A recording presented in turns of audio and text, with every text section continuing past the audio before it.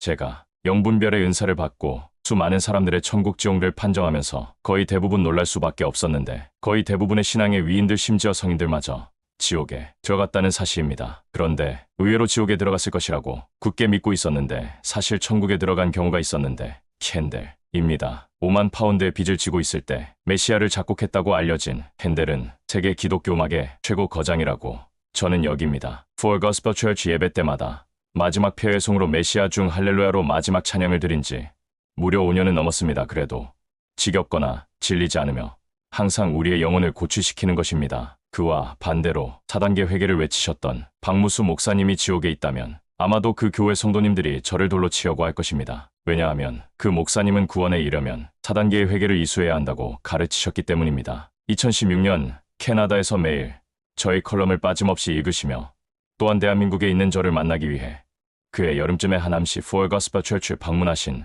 손영영 성도님이 계셨습니다. 그 성도님은 당시 For Gospel Church 인터넷 성도로서 매주 주일원금을 달러로 모으고 사진을 찍어 보내왔으며 매달 11조를 달러로 모아 역시 사진을 찍어서 보내오시다가 비행기표를 끊고 대한민국 경기도 하남시의 지도에도 잘 나오지 않는 For Gospel Church를 어렵게 찾으시고 교회 예배에 참석하시게 됩니다. 목사님, 제가 목사님의 마태복음 강의를 들으면서 저도 성령 세례를 받고자 하는 열망이 생겼습니다. 제가 이번에 성령 세례를 받을 수 있도록 기도해 주십시오. 저는 그 성도님이 캐나다에서 오직 교회 방문만을 목적으로 저를 만나고 For Gospel Church 예배에만 참석하기 위해 비싼 비행기표를 끊고 대한민국의 촌동네에 오신 그 열정을 보신 하나님께서 분명히 그 성도님에게 성령 세례를 주실 것이라고 믿고 그분의 머리에 손을 얹었습니다. 저는 곧바로 제 손을 떼고 그 성도님께 받은 감동을 말씀드렸습니다.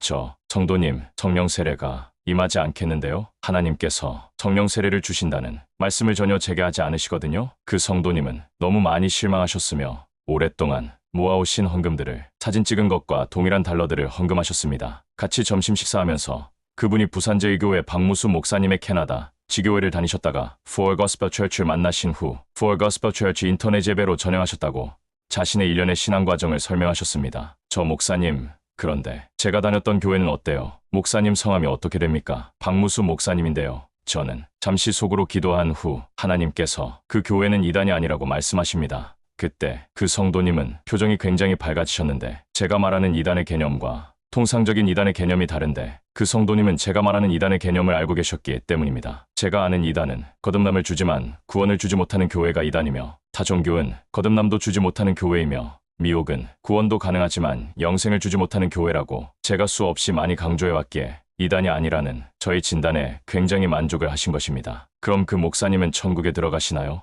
No. 많은 분들이 여기서 헷갈려 하시는 것입니다. 거듭났다고 또한 현재 천국 가는 길에 있다고 그렇게 진단받으신 분들이 천국에 들어가는 것은 아닌데 거듭남의 상실 또는 구원에 이른 후에도 구원의 상실이 어마어마하게 많기 때문입니다. 고린도전서 9장 27절 내가 내 몸을 쳐서 복종하게 함은 내가 남에게 전파한 후에 자신이 도리어 버림을 당할까 두려워함이로다. 내가 남에게 전파한 후에 바울은 분명 자신이 구원을 받은 자이며 사도로 부름받았다고 기록하는데 사도라는 직분은 교사, 목사, 복음 전파자, 선지자, 사도 5대 직분에서 가장 높은 위치입니다. 자신이 도리어 버림을 당할까 하나님으로부터 버림받는 것을 구원 상실이라고 부릅니다. 쉽게 말해서 구원이 영생은 아닌데 그 이유는 구원이 상실되면 영생의 길에서 영멸의 길로 운명이 바뀌기 때문입니다. 두려워함이로다. 바울은 자신의 구원 상실을 굉장히 두려워하였습니다. 거듭나 회개할 줄 안다고 구원받는 것이 아닌데 4단계건 또는 몇 단계건 회개의 과정을 온전히 이수해야 구원을 받게 됩니다.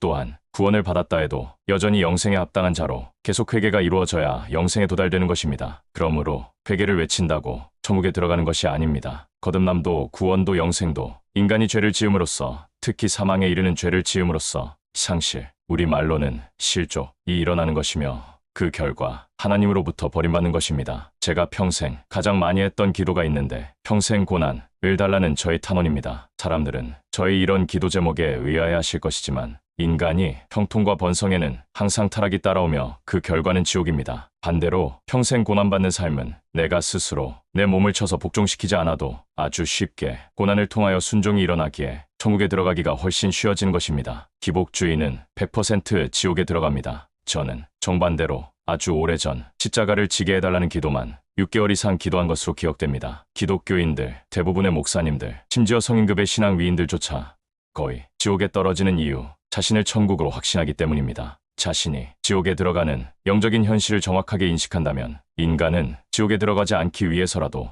반드시 회개에 돌입되게 됩니다. 저는 4단계 회개를 외치는 자가 아니며 평생 죽을 때까지의 회개를 외치는 자입니다. 할렐루야. 2025년 4월 15일 오후 10시 박경호 목사가 하나님의 집에서